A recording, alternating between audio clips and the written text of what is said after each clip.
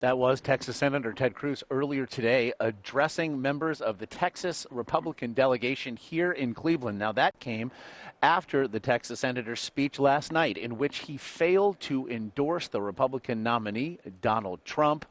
It's fair to say things went downhill from there. To protect our God-given rights, even of those with whom we don't agree, so that when we are old and gray, this picture and sound almost does not do justice to what it was like here inside this arena. The crowd obviously took issue and promptly booed Cruz off the stage, and it was just the latest dust-up that we have been discussing in the 11 o'clock Eastern hour throughout this week here at the Republican National Convention. For much more now, CBS News contributor and Wall Street Journal columnist Peggy Noonan joins me. Lots to get to, especially, Peggy, with your very particular specialty, the art of speech writing. But first, I do want to ask you, not just about what we saw last night, but then Ted Cruz's decision to go before members of the Texas delegation at a breakfast this morning and remake his case, even as it cleaved the delegation itself. It was a divided delegation and a very irritated delegation. But I got to tell you, Josh, what I saw last night, first of all, I love it when conventions are dramatic and exciting. And I got to tell you, that was dramatic and exciting. It was an electric moment. I was a little girl in 1964, and I actually remember watching on TV when Nelson Rockefeller was booed as he tried to make a speech at the podium at the Goldwater Convention in '64. I knew, even as a child, boy, that's some kind of big moment. Last night was bigger. It was electric, and it seemed to me both passionate and spontaneous and a natural eruption as opposed to a pre-planned one. I'm not sure of that, but it's how it looked to me. There have been suggestions that perhaps members of the Trump campaign had whipped the boos. To put this in proper context, because there's been a discussion as to political miscalculation here. Was there one with regard to Ted Cruz and that speech? Was there one with the Trump campaign that allowed Ted Cruz to deliver that speech? Our very esteemed colleague Bob Schieffer today suggested that they let Ted Cruz walk into an ambush, although he knew what he was going to say. Yeah. Interestingly, he had this room. He had this arena for 90% of that speech until those three words: vote your conscience, and things fell apart. Well, I thought it was the moment when he said, you really should vote in November. When you say you really should vote in November, you're telling people, by the way, I'm not going to tell you how to do it, and I'm not going to tell you what I'm doing. Yeah.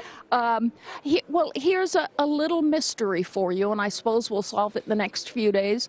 The media story of the first 2 days of the convention was that the Trump campaign is hopelessly incompetent. Thus, silly things happen like the Melania Trump speech. Now we have shifted into a story in which the Trump campaign is so competent, they lured that poor child, Ted Cruz, into this arena, gave him 20 minutes near prime time in a fabulous speaking spot, and let him hang himself. I'm just not sure that's true. Maybe it'll turn out to be true, that it was all pre-planned and wonderfully done. My sense of it is Ted Cruz simply miscalculated. He thought that when he did not endorse Trump, that perhaps half the arena would burst into crazed cheers, and it would show it is a split party and he speaks for at least half of it. I think that just didn't happen. He miscalculated. He came across as boorish and rude, like someone who accepts an invitation to a party and they don't like you. Now, if you're invited to a party with people you really don't like, you politely decline. If you come, you don't walk in and try to deck your host. You know, that's not polite. So I can't help but think it was simply Ted's miscalculation as opposed to a prepared ambush. But we'll see. Things will come out over the next few days. Again, it is against the backdrop of a decision made by another main primary rival of Donald Trump's, the sitting governor of this state, John Kasich, to simply stay away. Yeah. There was a report yesterday that, in fact, there was an offer from the Trump campaign to be the most powerful vice president in history to handle all domestic and foreign policy, which sounds awfully presidential to me. But that was one of Trump's sons, and the reporter apparently said, well, no, sorry. According to the exchange, Kasich perhaps said, well, what will your father be doing? And he said, making America great again, which you might think would involve foreign and domestic issues. Then I want to ask you about something that members of the Trump campaign are suggesting even today, that Donald Trump is going to step to that lectern tonight. And when he's done, perhaps an hour later, all will be forgotten, that we will only be talking about the speech we will hear from Donald Trump tonight. So given the context of this convention and the recency bias that comes along with it, but also given what this campaign needed to do with the real politic of, say, fundraising through this 4-day exercise, and perhaps promoting ideas and giving a sense to undecided voters at home and undecided Republican voters what sort of candidate he will be. If you were sitting down to write that speech. Oh, I never do that. What I mean is one can't do those things. Well, then what do you expect to hear? I think that if Donald Trump tonight has a really good speech that makes people sit up and look at him, that makes them say, I didn't know that makes them say, whoa, now I understand what he's thinking. That would be very good for him, and if viewership is very high, that would be very good for him. One question we'll see answered tonight through viewership is, has Donald Trump sort of at this point exhausted everybody? Do they think they know everything that they need to know? They've figured it out, they grokked this guy. Or will they tune in tonight in great numbers figuring, I may learn something? If they do, and if they do learn something, and if it's good, and if Trump is good, that will always be the headline on this convention. But the second headline, the subhead, will always be, do you remember what happened with Ted Cruz? Yeah. Because it was an electric and indelible moment. Well, it was certainly a moment that pushed plagiarism concerns regarding Donald Trump's wife, Melania, from the headlines.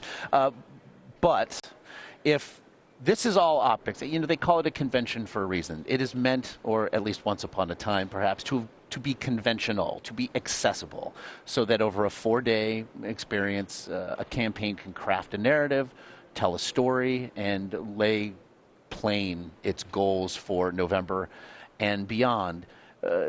Everybody then says, almost though by contractual obligation, this is a campaign unlike any other. This has been a campaign that is trafficked in celebrity. This has been a campaign that you can reduce perhaps to a television show that's aired now for a year and a month or so. And so here we are now. It's a season finale. Is it possible for Donald Trump to surmount a bar that has been placed almost impossibly high by his showmanship, but also by the decisions his campaign has made here? Do you mean, is it possible he can break through in some new way tonight? Yes. Sure. If we've learned Because I have to believe people will be tuning in. There is a sense now, like it or not, nobody's going to miss it. But can he break through? I think that life is surprise. And I think that if we have learned anything in the past political 14 months, we don't know what to expect. Yeah. We will see. This is, at least we would, I'm sure, agree, a very big opportunity for Donald Trump.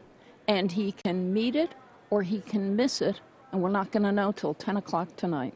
When he comes out, I hope again, in a silhouette with all those lights. He came out the other night when he introduced Melania. It looked like I don't know, Madonna coming out and striking a pose. It was a little Michael Jackson, and it was a little Alfred Hitchcock when he gave you the profile and the lights. Pose. It was really quite Equal something. parts pro wrestling and David Copperfield. Then he has promised to speak for an hour or longer. It's a long time.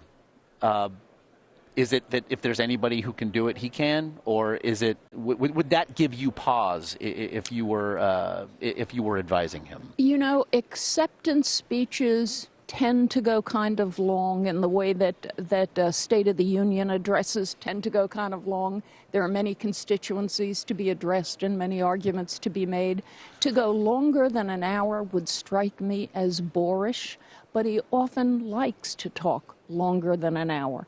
If I were him, I'd be thinking 40 minutes of me, and believe me, there will be 20 solid minutes of applause.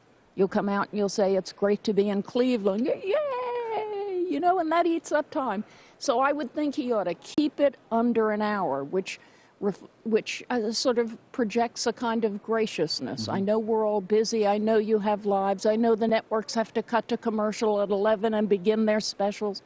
I want to be appropriate. But he tends to go off and do it his own way. He certainly does. And I have to believe tens of millions of Americans have allowed for an hour plus of their evenings tonight. Peggy Noonan, as always, very much appreciate your time today. Thank you, Josh. Nice to be here.